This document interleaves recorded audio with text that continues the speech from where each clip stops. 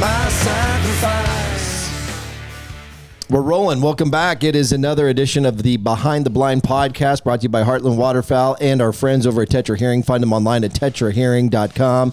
Love you guys and appreciate all your support. And thank all of you who have been watching or listening to this podcast over the last year and a half. We started this last year with distribution on all of the favorite podcast platforms, including YouTube, where you can find video versions on Spotify and YouTube.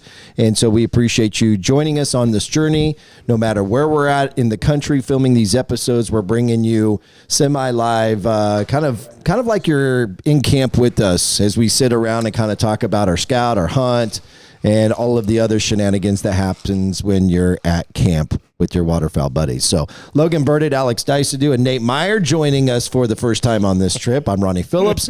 Let's talk about the smash that we had today. Yeah. Hold on. Before we do that. Oh, no, wait a minute. I just brought all of this energy about this great hunt we had, and now you're going to piss in my Cheerios. But did you not just see the salute he just gave? No, I was trying to professionally do a podcast. That's what I was going to say. It's Al Borland. I was like, man, that was really a home improvement salute there. What happened? That was the Al Borland salute. Oh. I was literally going to say that. I was like, man, I recognize that from somewhere. Yep. Home improvement. Yeah. Tim, the tool man Taylor. Yeah. You had to have been like 6 when that came out. Man, I used to watch the reruns in college. I liked it so much. And when I was growing up. What was the blonde-haired kid's name? Jonathan Taylor Thomas? No, he would have been the middle child on the show. Or the oldest. Oldest. You're thinking the oldest. Okay, he was definitely the tallest. That was Jonathan. No. Jonathan Taylor I thought Thomas, Jonathan was supposed to be the oldest, but he was the shortest and the middle child. Anyway, don't matter. What is the blonde-haired kid's name? I don't know. You don't know. Anyway, I will just say this side note before we get talked about the smash that we had today. Was I had a benefit when I was working on radio in Tucson, Arizona, and he was there as part of the benefit, and we connected and partied our ass off that night. Wow. It was a good time. He was a lot of fun, had a good time. Now I'm drawing a blank. And I'm drawing a blank on his name. Yeah. I know. So good story. You know what I'm talking about. Yeah. Anyway. All right. So let's talk about the smash that we had today. The what? The smash that we had today. It was good. Today was awesome. It was good. You know, let me ask this. So were any of you possibly like thinking, what are we doing? Like because Logan and I talked about it this morning, where there have been a handful of times where we have not gone and hunted because of how the rain was falling. And we were like, should we do this? We got a lot of camera gear. And it wasn't about thinking that it may not be a good hunt or anything like that. It was just risking the biscuit with the camera gear. And today we said, we'll risk the biscuit. And we went out there. Were any of you like, man, should we do this or not? Man, I was actually thinking about that on the way back home. Nobody this morning really had negative energy of like, no, we shouldn't go and do this, right? Normally there's at least one person, mostly myself, usually when it's pouring down rain. Mm-hmm. But no one really had that this morning. We're all like, man, we'll just tough it out and it is what it is. But the wind wasn't blowing super hard, right? And it wasn't raining super hard. It was just a constant rain, right? Enough to annoy you. Yeah, but it wasn't like a drizzle but it wasn't super hard. It's not like it was, when we were up in Cold Bay and it was coming in sideways 40 mile an hour, and it wasn't cold, right? Mm-hmm. It was 45, 50 degrees this morning. So it was just barren with the rain. And we talked about it a couple times. This was the easiest mud hunt we've ever had. Yeah, the setup was super easy. Yeah, getting to the corner of the field. We got to drive through some CRP. Mm-hmm. The road that we got to was a cemetery road that was really, really well maintained. Like, usually the roads aren't down here. Once you get a little bit of rain, you get that. Well, the shoulders were really wide, so you could pull off the mud and into the grass, and you wouldn't cause ruts. Yeah, and the soil is different here. The ground's so dry still, so yeah, it was just very, very easy. We would have obviously regretted not going this morning, but I don't think that was in anybody's mind. I think right when I woke up, it was in my mind because Alex came in the room and he's like, man, it's been raining, and I was like, it's really coming down. I think it's what you said. No, yeah, it's really coming down. I was like, I didn't think it was going to start raining until maybe 8 o'clock or so when we were already out there. Right. And you wake up and you're like, and then you look at radar and you're like, oh, it's not stopping until tonight, you know, so you're just going to be in it, part of it. But Alex, well, real quick, thank God for First Light. That without a doubt, that stuff rain was gear, awesome. that was our really first opportunity to test the rain Yeah. gear. the rain gear in the rain. We've used it in high wind, cold, frigid situations as cutting the wind, which it also works great for that. But first time in the rain, and it held. I mean, as soon as I took off the shells of the rain gear, I was completely dry. Yep. Completely dry. Yep. That was awesome. I wouldn't know.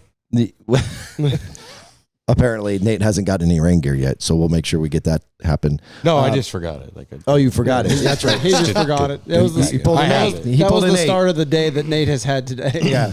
Did you ask? but I didn't let it get to me. Like, I was just going to Just get went with wet. it. Yeah, that's right. Knew Did it you was have any gonna be a weather day. reservations? No, because I honestly thought with the weather, that field has been loaded for a while, right? We were excited to hunt it, and they knew it was going to be good. And even with the weather, we just thought they're still going to come out. Now they're going to sit all day with the weather, but like we need to be out there because they're going to come out. And I didn't really have any. Obviously, you worry about, you know, how are we going to be able to do things because we have other things to worry about besides just the setup or the mud or the whatever. We have the cameras and things to deal with. But as soon as you figure out ways around those problems, I didn't mind it. I think there were about three things that were kind of allowing me to risk it. Was one, that it said in the forecast that it was going to lighten up. But whether it does it or doesn't, you know, I mean, meteorologists are notorious for being the best paid Very individuals for being Yes. wrong a lot. So there was that factor. And then we were hunting out of A-frames, you know, so I felt like that there was ample opportunity for the guys who were running cameras to put the cameras away in boxes or something that would be easily accessible to when we needed to film. So Well, you can keep your stuff dry too. Like anything underneath, you know, you can keep dry, and that's always nice. and the other factor is that they talked about how juiced it was and how they were coming out in big groups. And so there was the thought that if they come out, we could be done real quick. Yeah. And we were. And we were. We were done by We like were. 8:45, I think, or something right around there. So I think, what was it? 56 birds was the total. Yep. Lessers, it got one really, Out of 4 volleys. four. Was it four? Only 4? I thought we had more than 4. 4 or 5. Well, 3 big ones, and then there was like an Oh, that's 8-pack and then a pair. Was there a pair? Just the 2 volleys, the Well, we smaller had that. volley. Yeah, we had that single come in where kind of we were still messing around this morning. The scout bird, the old scout bird. We didn't shoot, though. We only Yeah. volleyed 5 times. Yeah. But it was absolutely incredible. Can't wait for you to see that. Make sure you subscribe to the YouTube channel and do all the things, like, comment when that video comes out, because again, we're giving away a package from Blue Otter Polarize with the Luke Combs signature Watuga sunglasses, the duck lenses, and the Blue Otter swag pack. And so we'll have them ship that directly. We'll draw a winner tomorrow, which is our final hunt. And we've got another juiced field that we're pretty excited about. I guess you guys, you saw it a couple days ago. I saw it the next day, and then you guys went back and looked at it tonight. Yep.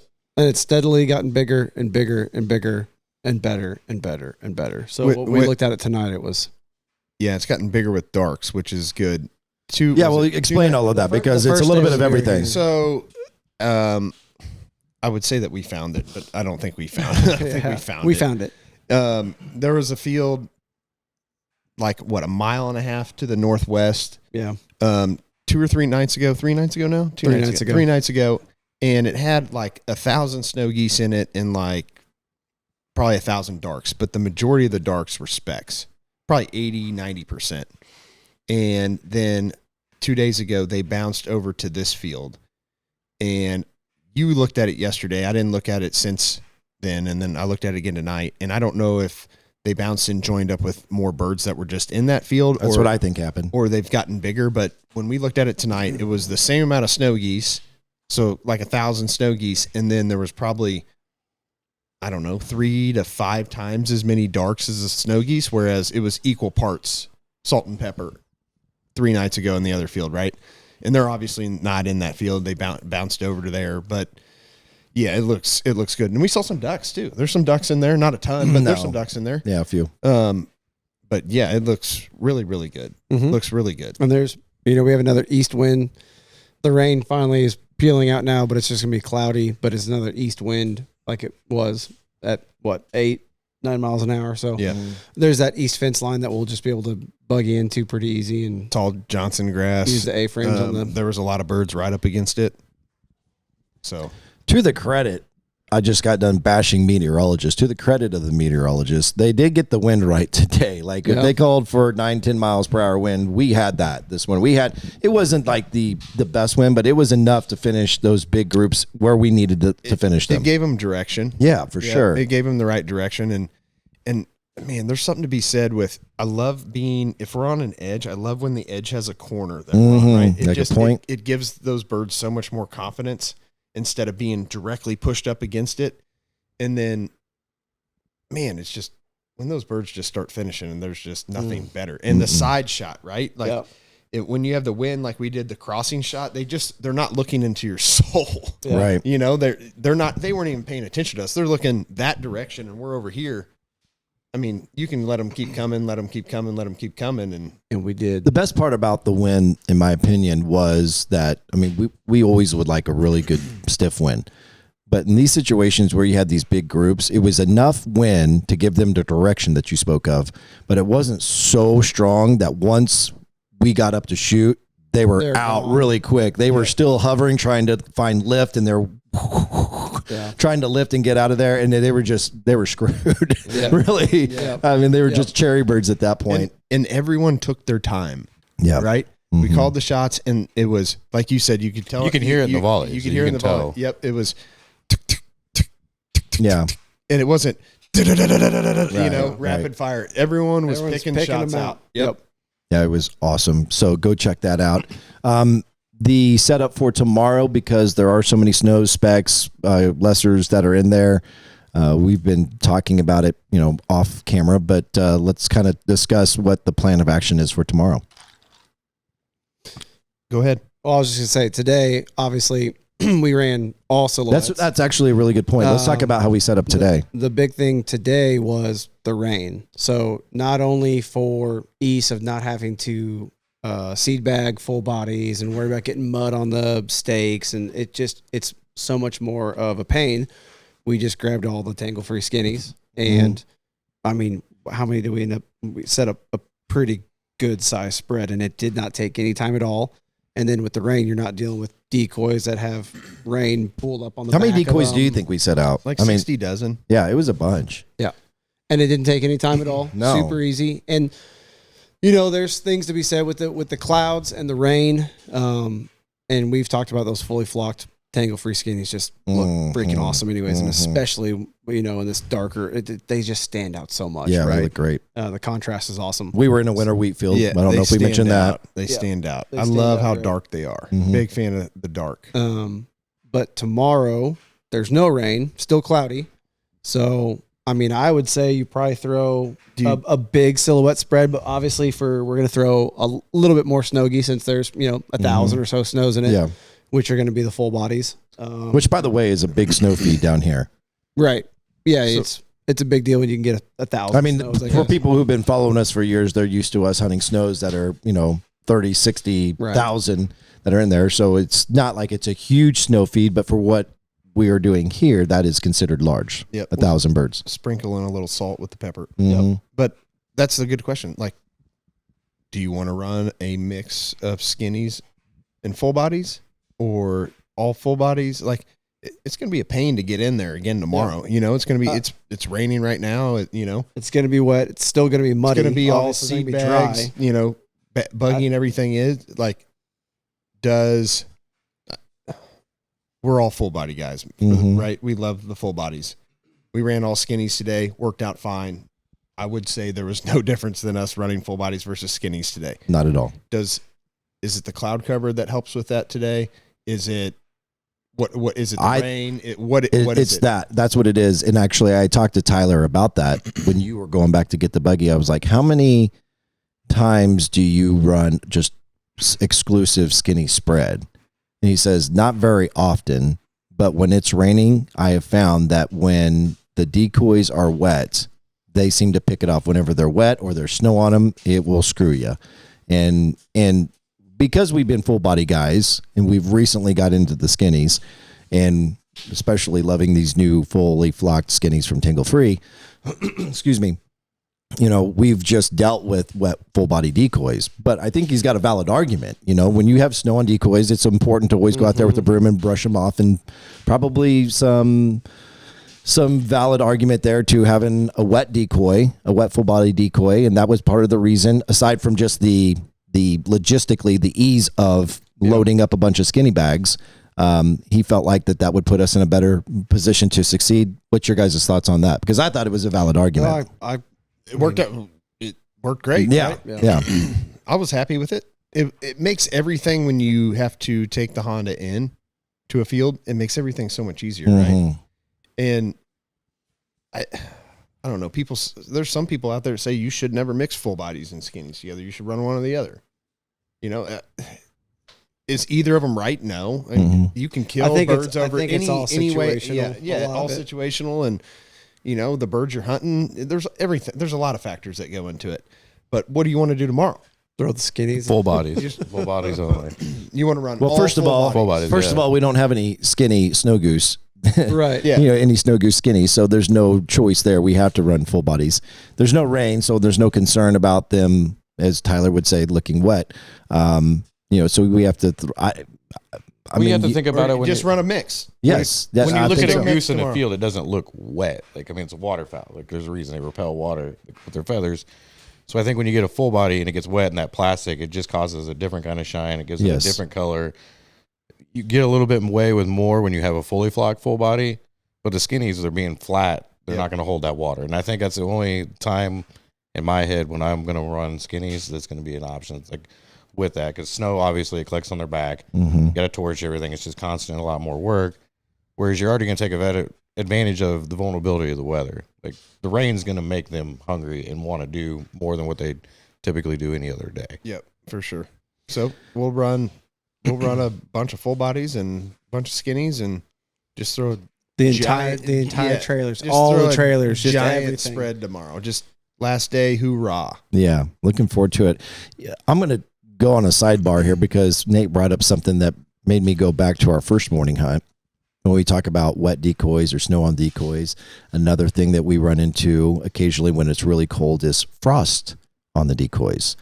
And there was a little bit of concern with that on our first morning hunt. And the guys down here at S-Bar Outfitters have the propane tank with the blowtorch, and they were going around, and there's a YouTube short of this, of us fire blasting all the full body decoys.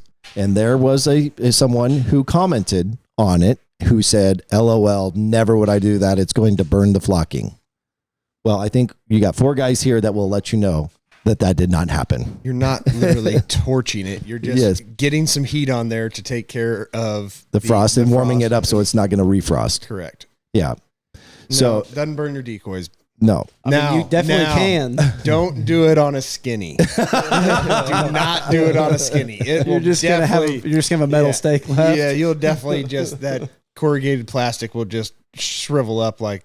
If you torch the head, you're going to get the flocking. But if you keep it back on the back and just hit the back of it, it'll melt all the way up to the front. That heat transfer will. So you don't even really need to get it. Yeah, and you're just waving it. It's not like you're not holding it on there. You've got to get it above freezing enough to melt that off. And then that plastic Yeah. retains that heat. Sun comes up and you're good to go. I think maybe one other time in the 11 years that we've been doing this, I've been a part of a hunt where somebody has done that.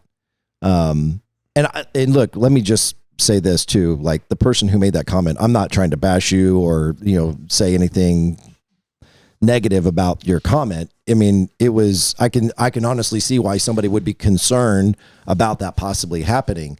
But this is like a little educational piece from the experience that we had, is that if you do it properly, you don't have to worry about burning that flocking. And it's actually something that we might need to consider in the future of doing this, is having some sort of torch, because we deal with frost a lot. Yeah, we've definitely come across it. I want to say it's probably bigger with the lesser. Because how early they come out. Yeah, big geese, it's 8, 9 o'clock, sun's up. Yeah, that's a good point. It's not as big of an issue. It's always down. I think the last time we did it was the last time we were down here, maybe. Or we were Western Kansas, something like that. But yeah, it's usually a lesser game, when they're coming out early. I mean, just think of that second or third volley we had, that boil that came off the roost. I mean, gosh dang, it was, 1,500, 2,000 birds. And like you said, we were done at 8:30, 8:15. There wasn't anything else really coming off the roost. They came off quick, hot and heavy, and it was done. And basically 3 wads. We had 3 groups, and then we had a few stragglers. Yep. And if you have, frost on your decoys in that first hour, I'm sorry, you're done. Try to hold in your hand. It's all right. But if you have frost in your decoys in that first hour, You're screwed. You got a little margin of error. Yeah. Yeah. Yeah, you're screwed. But guess what? They're just like the one thing with lessers, they're going to fly every morning. You have to worry about that. Like big geese, they're going to get out and fly like snows. They're not going to go water to water. They're not going to sit tight, and fly in the afternoon. Just like the big geese might, or the ducks might. They're always going to come out. They're pretty reliable on that. Like snow geese. Yeah. Now, if they want to bounce around, or there's not a lot of juvies. I mean, look, we looked at all those feathers today. Those birds we were cleaning, and 90% of them are juvies. And that plays a big deal. That helps. People don't talk about that as much with the lessers like they do snow geese, right? Right. Oh, you see all the gray in the flock with the snows versus all the white. You can't obviously see it as well, with the lessers. But when you're cleaning them, have them in hand, you can definitely look and be like, oh yeah, that's a juvie for sure. And that's a big deal. That's a big deal. How the hatch is every year, how the hunting's going to go. Are you shooting a 1-year-old bird versus a 5 or 10-year-old bird? And that plays a big role in the hunting down here in Oklahoma for sure. Yeah. All right. Anything else you guys like to add before we wrap this up? Nate, you got anything? I'm good. You're good. Logan, Alex? No. Let's just. I'll just say this, man. We talked about it the first 2 days, and we talked about it a lot last night. But these guys at S-Bar Outfitters are just salt of the earth, man. They are damn good dudes. No, I've been impressed all week. Zero ego. They go out of their way to accommodate their people. They've gone out of their way to accommodate us, and this has just been an absolutely incredible experience. So for all of the guys at S-Bar, Tyler, Jack, Jake, and look, there's a whole nother crew that are out there doing scouting and things behind the scenes as well. We're grateful to you guys as well. Thank you so much. I've been so impressed with the way they run their outfit. I'm hoping that there's an opportunity that we can come back and do this again. I'd love to do it every year. 100%. And I missed it last night, but I heard Jake has a voice of an angel. Oh, he does. That was incredible. I was pretty good too. I'm not gonna lie. There he goes. Hold on. Like Jake. You were doing like karaoke, right? Yeah, you could call it that, or sing along. It was a sing along. I know your song. Yeah, right? Of course you do. Just a gigolo. Anywhere I You guys have spent too much time together. That's your go-to. Yeah, that's for sure your go-to. Yeah, it's a good party song after a few people have had a few cocktails. Yeah. Anyway, so let's wrap this up. Hey, when we come back for the last episode of Behind the Blind from this trip, we will not only be talking about our final hunt, but we'll also be previewing what the next trip will be, which is just a few more days later. So you're not going to have to wait a long time for new content to be coming out on the YouTube channel as we head to Kansas with our buddies at Tornado Alley Waterfowl. So we'll preview that in the next episode. So for Logan Burditt, Alex Diecidue, Nate Meyer, I'm Ronnie Philips. Thank you, Tetra Hearing, for being a proud sponsor of the Behind the Blind podcast. Again, they are a great company, and they are doing some great innovative things. Check it out at tetrahearing.com. That's going to do it. Thank you guys so much for watching or listening along on any of your favorite podcast platforms on the YouTube channel. I'm Tim the Toolman Taylor, and this is Al Borland. I'm just fine down here.